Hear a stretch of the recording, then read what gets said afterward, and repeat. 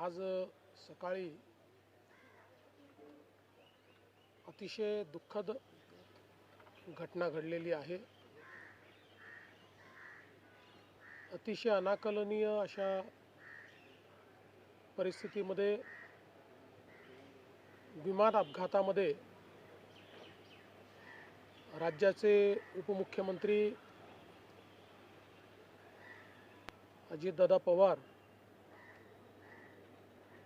यांचं दुःखद निधन झाल्याची वार्ता सर्वांना मिळाली आणि संपूर्ण महाराष्ट्रामध्ये शोककळा पसरली। खरं म्हणजे श्री अजितदादा पवार महाराष्ट्रातले एक लोकनेते होते आणि महाराष्ट्राच्या कानाकोपऱ्याची माहिती असलेला, महाराष्ट्राच्या प्रश्नांची जाण असलेला अशा प्रकारचा हा नेता होता की ज्यांच्याबद्दल जनसामान्यांमध्ये प्रचंड मोठी आस्था होती। अजितदादा एक अतिशय संघर्षशील अशा प्रकारचं नेतृत्व होतं आणि सर्व परिस्थितीमध्ये न डगमगता पुढे जाणारं अशा प्रकारचं व्यक्तिमत्व होतं। महाराष्ट्राकरता आजचा दिवस हा अतिशय कठीण दिवस आहे,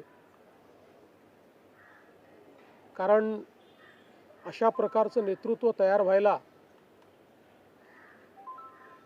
अनेक वर्ष लागतात आणि ज्यावेळी महाराष्ट्राच्या विकासामध्ये अतिशय महत्त्वपूर्ण योगदान ते देत होते,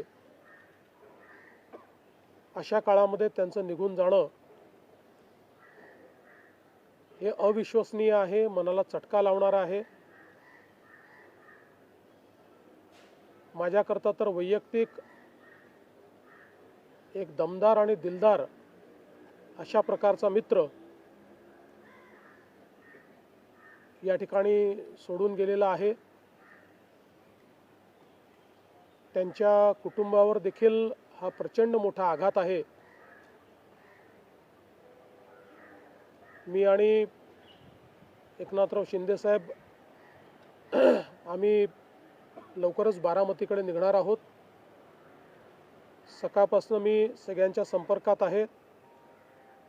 माननीय प्रधानमंत्री महोदय, माननीय गृहमंत्री महोदय सर्वांशी चर्चा करून त्यांनाही घडलेल्या परिस्थितीची सगळी कल्पना मी दिली आहे। त्यांनीही याबद्दल प्रचंड दुःख हे व्यक्त केलेलं आहे।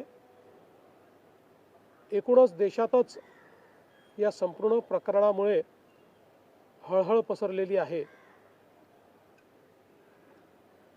पुढच्या सगळ्या गोष्टी ज्या आहेत त्या परिवाराशी चर्चा करून ठरवण्यात येतील। सकाळी सुप्रियाताईंशी माझं बोलणं झालं, त्यानंतर पार्थ पवारांशी माझं बोलणं झालं।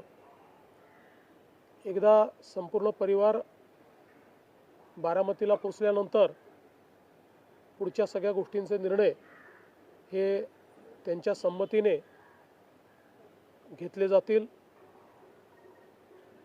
महाराष्ट्रामध्ये आज शासकीय सुट्टी आम्ही घोषित केलेली आहे आणि त्यासोबत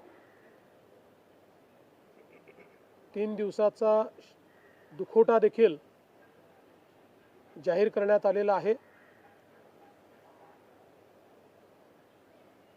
पुढच्या सगळ्या बाबींची कल्पना ही आपल्याला लवकरच देण्यात येईल। पण मला असं वाटतं की कधीही भरून न निघणारं अशा प्रकारचे नुकसान आहे. महाराष्ट्रातनं असे लोकनेते गेल्यानंतर जी पोकळी तयार होते ती भरून काढणं हे अतिशय कठीण आहे. आणि निश्चितच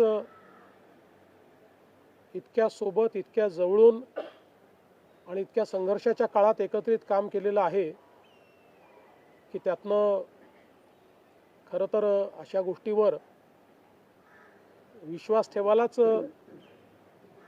मन तयार होत नाही. तर पुढच्या ज्या काही गोष्टी जशा ठरतील तसं आपल्याला कळवण्यात येईल.